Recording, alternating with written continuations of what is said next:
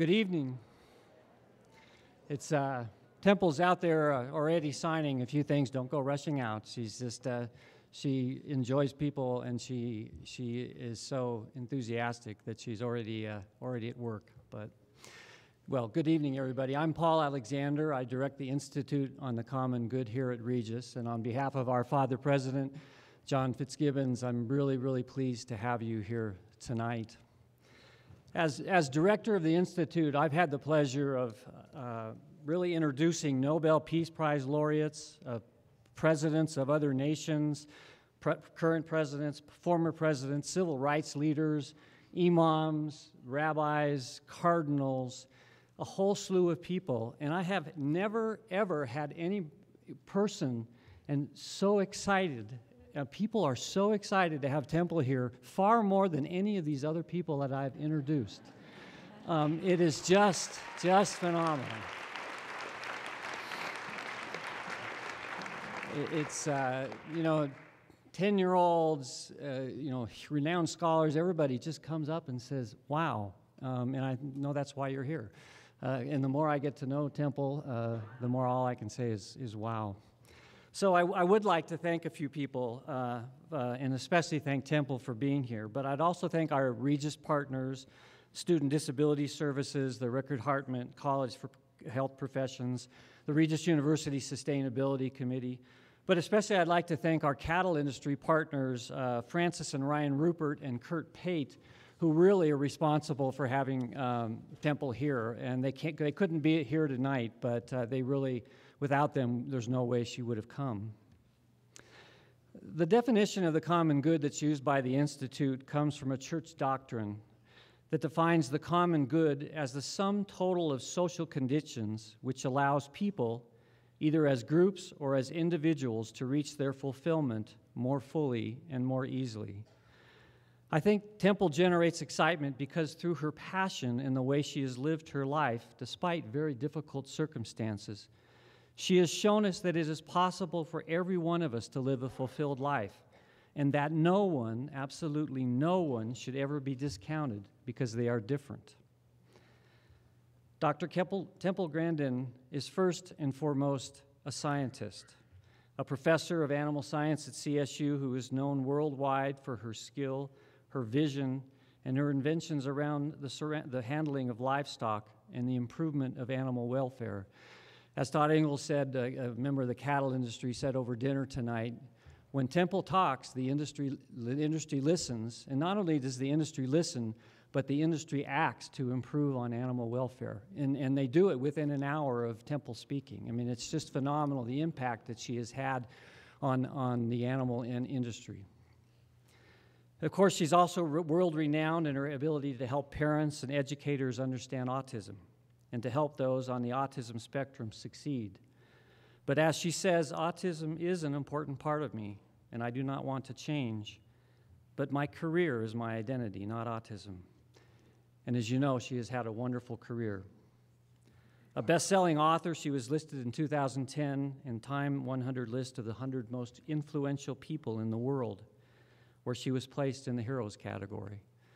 The more I get to know her, the more I realize she is one of my heroes, and I'm sure she's one of yours as well. So please join me in welcoming Temple Grandin tonight.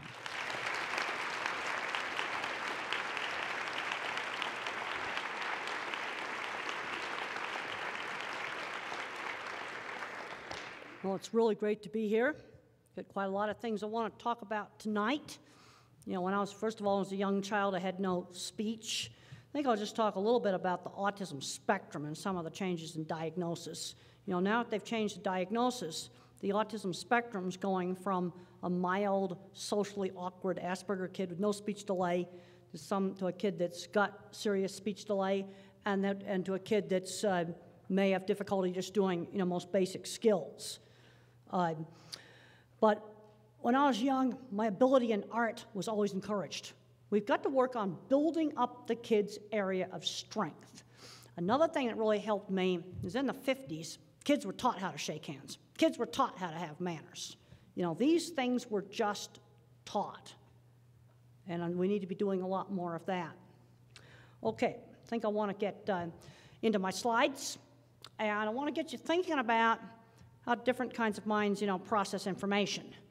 Because when I was really young, I thought everybody's thinking was like my thinking.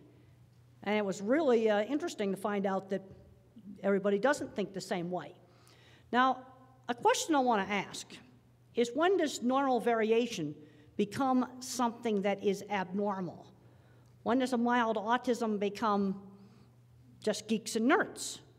You go out to Silicon Valley, and half the people there are Asperger's. Let's look at Einstein, no language until age 3. What would happen to little Albert in today's system? How about little Stevie Jobs? What would happen to him?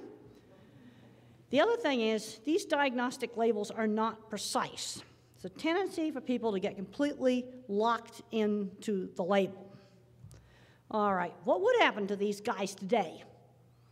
Well, Steve Jobs was a weird loner who brought snakes to school and turned them loose.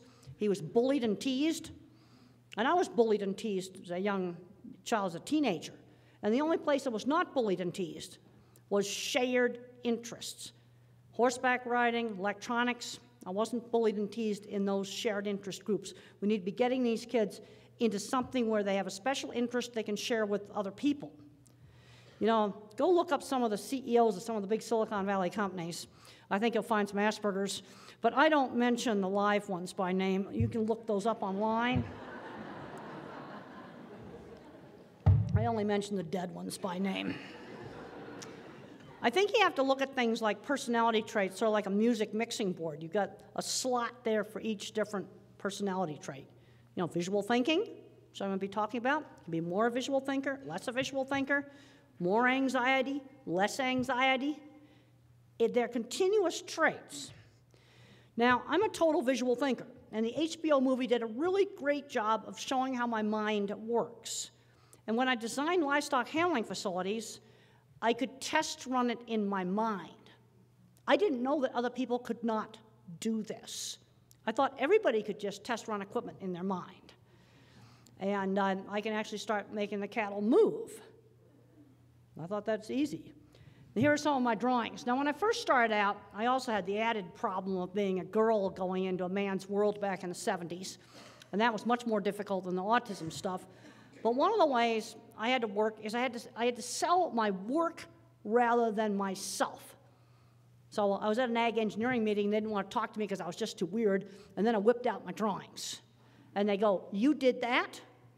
This is why I put so much emphasis on developing areas of strength. We have too much emphasis on the deficits, not enough emphasis on strengths.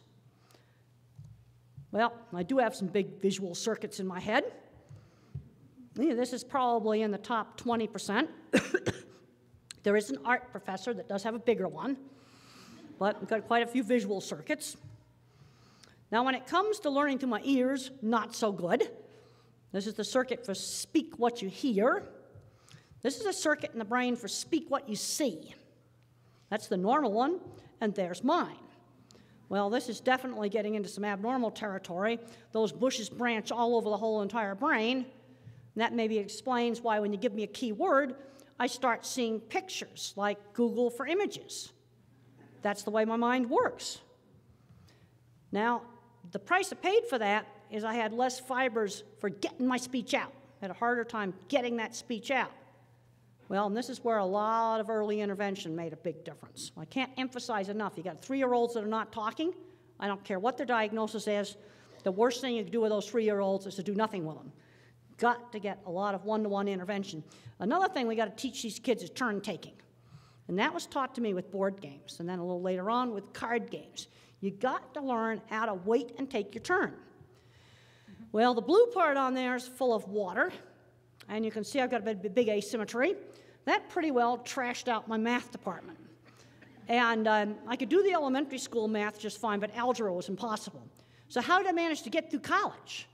Well, in 1967, when I went to college, we were in the finite math fad, where today we're in the algebra fad. And finite math was doable with a whole lot of tutoring. And that's probability, matrices, and statistics.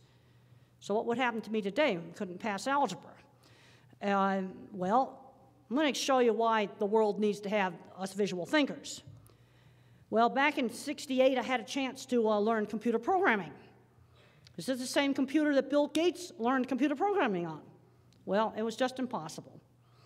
You know, we get into the argument about innate ability versus you know, what you can learn. Well, let's go back to one of the slots on the music mixing board.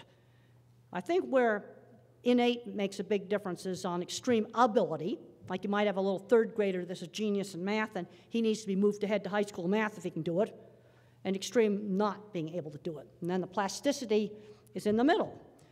Now, this is a really important slide, because you get kids with labels. You tend to have uneven skills. Good at one thing, bad at something else. Well, I think right now the verbal thinkers have taken over the educational system. And I think one of the worst things they've done is taking out all the hands-on classes. Because we're getting a lot of students today that don't know what they want to do. And I had kind of a wake-up call on this when I was up at Michigan State University about 3 weeks ago, and I gave a guest lecture in an environmental course that was sort of a general studies class. It's the kind of class that when students are sort of floundering around, they don't know what they want to do, so they end up in this general studies class. And I got all these questions, and they had written down the questions. How did you find your passion? How did I find that I was interested in beef cattle? Well, I was exposed to them in high school. So this brings up a really important thing. You know, students get interested in stuff they get exposed to. And I think it's terrible they're taking out music and cooking and sewing and woodworking and welding. And there's a lot of individuals with skilled trades is probably where they ought to be. Some of the funnest times I had in my whole life was working on construction projects and figuring out how to build things. Now, my mind is a photorealistic visual thinker. My mind thinks in specific pictures. Algebra was impossible. One of the mistakes that was made is I didn't jump to geometry. That was a mistake. Now, another kind of thinker is the mathematics mind. They think in patterns. I talked to a woman one time, and she said she could walk into a field of clovers and just pick out the 4-leaf clovers instantly. That's patterns. And I said to her, I bet you're really good at math. She says, yes, sailed right through calculus, you know, just fine. And these kids that are really great at math often have trouble with reading. And then you got the verbal thinkers. Everything is words. Now, one of the things that I have found in troubleshooting, I don't care whether we're troubleshooting a problem in a factory, we're troubleshooting a behavior problem in a dog, or a behavior problem in a kid, is the normal mind overgeneralizes. They'll say things to me like, well, what do you do about autism? The kid's got behavior problems in the classroom. Well, if the kid's 3 and not talking, I can pretty much tell everybody the same thing. But once they get older, I got to find out, what did he do? I got to get some idea of how, you know, can this kid talk? Was he, what caused the behavior problem? Was it teasing? Was it noise? What caused the problem? You know, my thinking is very specific. I don't overgeneralize. But there really are different kinds of thinking styles, and they can be mixtures of these thinking styles. And then you might say, well, you're just making all this stuff up. Well, when I was working on my book, The Autistic Brain, I managed to find scientific studies that showed that the object visualizer and the math thinker really are 2 different types of thinking. And in my TED Talk and other talks, I've emphasized that the world really does need all the different kinds of thinkers. And we're going to get into some practical things to show you why us visual thinkers are important. And we're actually getting screened out now, labeled handicapped by the school system, which I think the verbal thinkers have totally taken over. I've been to quite a few educational colleges, and I think it's very scary just how abstract everything's gotten. They've gotten totally away from the world of practical things. Well, just to show you, there's 2 ways to do the geometry. There's the verbal way, and there's a visual spatial way. So you've got the kid that can just do it but doesn't show you the work. He doesn't need to show you the work. I'd take some precautions against cheating, and then once I've done that, let him do it the way that he can do it. Well, I want to give you a glimpse into a mind that's not my mind. This praying mantis is made out of a single sheet of folded paper. No cuts, no tape, and what you see in the background, that's the folding pattern for the praying mantis. Boy, that's not my mind. That really is a different kind of mind. My memories are thinking in pictures, where the person that really thinks in patterns sees patterns rather than pictures. And I discussed this in the Autistic Brain. Also, you might want to look at Daniel Tammett's book, Born on a Blue Day, to give you more ideas of how the mathematical mind thinks. There are some great little origami stars that some kids gave me. Always like to show off drawings. Now, this is a gorgeous bridge drawing that Jessie Parks, an artist with autism, did. She sells these commercially. She's more at the moderate level. And her ability had to be developed.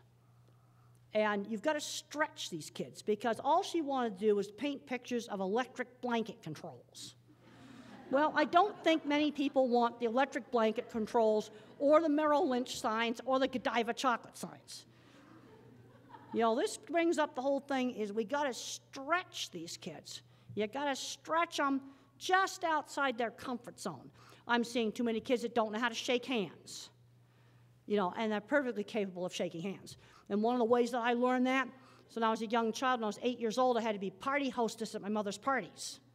Well, that's a simple thing that anybody can do. And there's a gorgeous peacock made by a person on the autism spectrum. All right, this is the reason why you mathematicians and all you algebra fanatics out there need to have us visual thinkers. Does anybody know what that is? Something you don't want to get very near. It's the remains of the Fukushima nuclear power plant. And when I found out why this melted down, I'm going, I can't believe you could do this. I can't design a nuclear reactor. That's up to the engineers. But the one thing I know about a nuclear reactor is if the emergency cooling pump doesn't work, I'm in so much trouble it's not funny. And they put all the emergency equipment and the generators that run the emergency equipment in a non-waterproof basement. That's not very good when you live next to the sea. You see, the problem is the mathematician mind doesn't see the water coming in there. You know, some crank-em-shut submarine doors, and you would not have had this accident. Maybe a few sump pumps, too. Those are the kind of things I would have been completely capable of designing. In fact, when I was over in France doing an autism talk, I talked to a translator there, and she does work for the nuclear power industry, and I think it'd be really fun to go, like, check these places out, just looking at where safety systems could fail, because I could visualize how it could break. And we're going to need people that can fix infrastructure. You know, and it's going to be the guy that's kind of quirky and different. Because when I go out into the meat industry and out into the cattle industry, oh, there's old gray-haired Aspergers all over, everywhere. They run the maintenance shop at a big plant. They build equipment. They do all kinds of things. And then I'm seeing Junior coming up to me. He's getting too overprotected, and he hasn't learned how to shake hands. And then I go over to the gifted conference, and I'm seeing the same geeky little kids, and they're going down a different path. See, this is the problem we've got with the autism diagnosis now. I think that DSM-5 is really causing some problems, because these kids are not getting labeled social communication disorder. They're just going ASD, and now we've got a range going from super smart, socially awkward kids down to kids that maybe can't dress themselves, that need very, very different kinds of services. Now, Steve Jobs was just fascinated with calligraphy. He was an artist. This is another example of different minds working together. The artist made the smartphone interface, and the engineers had to make the insides work. I was reading a really fascinating article about Steve Jobs, and when he demonstrated the very first iPhone, it barely worked. He had to rehearse his presentation, showing the different features in just the right order, or the phone would freeze and crash. And then the engineers had 6 months to make it work. And he loved calligraphy, and he developed the print fonts, all the nice print fonts for computers. Now, there's been a lot of debate about, you know, some people will say, like, humanities classes are useless and things like that. Well, I thought this was really a great thing that David Baresh from Chronicle of Higher Education said. The connection between Steve Jobs and so-called useless humanities programs, such as calligraphy, should not be ignored. Another thing about calligraphy, it's a hands-on class. You actually do the calligraphy in that class. Well, and you read things like, some of the great literature. It teaches social skills. Now, here's an article published in Science. And reading the really good stuff teaches them better than reading some of the trash you might buy at the airport. Yeah, like the science fiction book that I bought for the flight to France. Okay, in my work with animals, one of the first things I worked on when I first started was looking at things that scared animals as they went through the chutes. Animals don't think in words, so you want to understand animals. You've got to get away from verbal language. That's the first thing you've got to do. They are sensory-based, they're not word-based. Their memories are going to be pictures, sounds, smell whiffs. I mean, sort of imagine, well, when the dog goes checks out the local tree, that's like going down to the coffee shop and getting the gossip. And I noticed cattle didn't like to go into dark places. They'd balk at a rope hanging across the chute. They'd balk at a hose on the ground. Things that most people just didn't seem to notice. All right, how many people noticed that the cattle's looking at the sunbeam? Okay, we're not doing very well on the observation front here. Okay, and if anybody here is working with kids that are nonverbal, that don't think in language, you better get better on the observation. You know, look at the sensory issues. Okay, we take him to a big shopping center and he's screaming, he's probably in sensory overload. But maybe a kid's screaming because he sees this right here, and in the past he knows that these squeal sometimes, and that hurts his ears, so then you gotta be a good detective. They're just seeing this and remembering that mics sometimes can make these horrible noises. You gotta be a good observer. Okay, look at how the horse and the zebra have an ear on each other, and then the other ear is looking at me. You know, what is your animal doing? You see, it gets into observing detail. And then you always ask, well, do they know they're going to get slaughtered? I had to answer that question when I first started out. And if you want to find out how the slaughterhouse works, I've got Beef Plant Video Tour with Temple Grandin that you can look at. And I found their behavior was the same in both places. Now, one thing good is we got those white translucent panels in there because they don't like to go into the dark. You know, there is a chain hanging down. And then when I show this to my students, they often miss the most obvious problem we've got here. 3 people standing right where they should not be standing. You know, these cattle are kind of semi-wild. They've got some flight zone. And they're not going to want to walk up to 3 people, especially one there with giant mirrored aviator sunglasses on. You know, but sometimes the least obvious is not the most obvious. Okay, there's evidence that language covers up things like art, because sometimes in Alzheimer's patients, as the language gets wrecked, art comes out. And I don't think Van Gogh realized that he was putting mathematics in this painting. All right, this is a really important slide. All my thinking is bottom up. And I think we need to be doing a lot more bottom-up thinking in the world. And the way bottom-up thinking works is you make concepts by putting specific examples into categories. So when I was a real little kid, I put all the dogs like in one category and all the cats in another category. And I originally could sort those animals by size until the next door neighbors bought a dachshund. All right, that's the same size as a cat. So how did I figure out that a dachshund, I had to find a visual feature that a dachshund has that none of the cats have. And the dachshund has the same kind of nose, also barking. So I could do an auditory difference, I could do a smell difference, and I could do the nose difference to put the dachshund in the dog category. But everything is learned by specific examples. You know, that's a really important thing. And it's also important to get these kids out and get them experiencing a lot of stuff, because when you're a bottom-up thinker, when I think about something in the future, I've got to compare it back to something I got inside the database. So the more web pages I can load into the database, then the better I'm going to be able to think. But bottom-up thinking is opposite to how most people think. Well, I think a lot of people in government need to get out and do a lot more bottom-up thinking. Get out and do stuff. See, what's happening now is things are getting too theoretical. I've gone out to some colleges, and I'm just sort of appalled at how abstract they major in political science. Then they get a job in Washington, D.C. There's a congressional aide or something like that, and then they become a congressman, and they've never gone out into the world of real things. And I have to say, I watched Pope Francis last night on 60 Minutes. I thought it was just wonderful. You know, staying in a hotel room, getting out and seeing real things. You know, I think a big problem we've got today in the government is people have gotten too far away from the real world. I would like to do a show called Undercover Congressman. Okay, we got a nice special trailer set up for you, and we're going to